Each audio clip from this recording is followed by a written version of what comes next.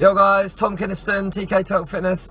I want to make this video really quickly because I believe that it is quite relevant to this time of year, and it's probably a process right now that a few people are going through. So I've had a couple of people recently ask me, does weight loss slow down? Like, people kind of starting the first 2 or 3 weeks say, does it slow down? Yes, in short it does, right?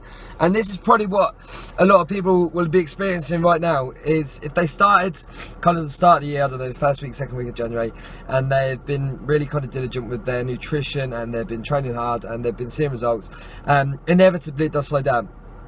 And people often become disheartened by this, right?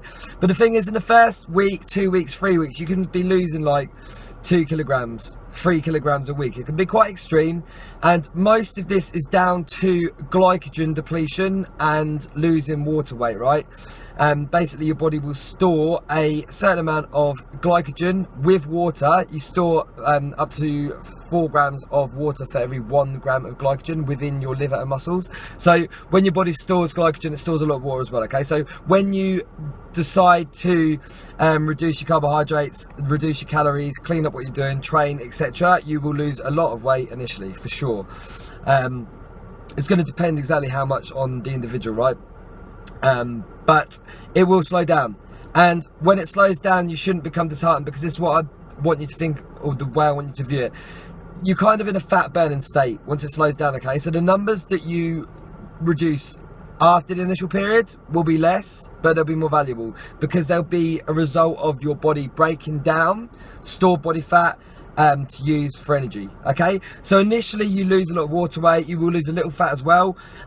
You'll lose, like I say, water, glycogen, and a little fat, essentially you're priming your body for fat burning, for the later results you see. So the results that you see after that period will be much more valuable to you, okay?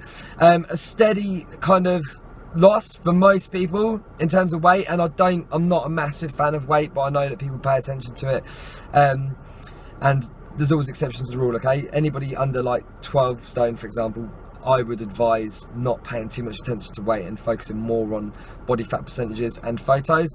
But say, for example, somebody that's, I don't know, like 15 stone, for example, a good steady weight loss would be like 0.5 to a kilogram per week, right? If you're losing anywhere between 0.5 to a kilogram per week, that is good, consistent progress, right? If you're not, and you're tracking and like you're at around 15 stone or something like that, then obviously you need to employ a little more intensity when it comes to your exercise and nutrition, okay? But take home message, don't be disheartened by the fact that things slow down, okay? Like, your measurements will slow down because you'll lose a lot of bloating initially from the water weight as well. So don't be disheartened when your measurements, your weight, even your photos slow down, essentially, if you can say that.